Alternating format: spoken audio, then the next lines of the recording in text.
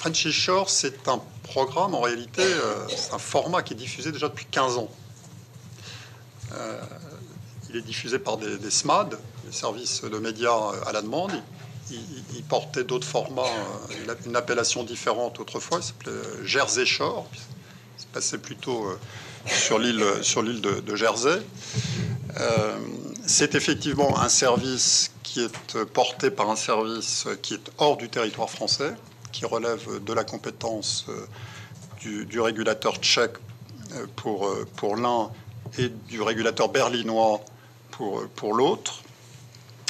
Nous avons bien évidemment, dès qu'on a été sensibilisé à cette question, nous sommes intervenus, j'ai saisi mes deux homologues des deux pays qui mènent une enquête sur les deux services MTV d'une part et Paramount Plus d'autre part. On a eu encore des échanges hier, donc cette instruction est en cours pour s'assurer du fait qu'ils se conforment à la réglementation telle qu'elle est en vigueur, notamment la directive service médias audiovisuels.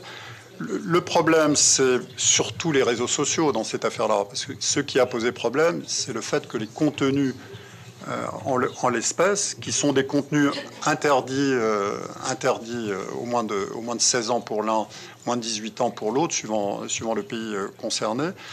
Le problème, c'est que ces contenus, effectivement, ont été viralisés sur les réseaux sociaux. Donc, nous sommes intervenus auprès de ces plateformes, aussi bien TikTok, X, Meta, qui ont eux-mêmes accéléré leur modération de ces contenus. Mais on est vraiment typiquement dans le cadre de la régulation des réseaux sociaux. C'est vraiment ça ce qui est au cœur du débat. Et donc, c'est la question du déploiement du DSA qui permettra de mieux répondre à cette question.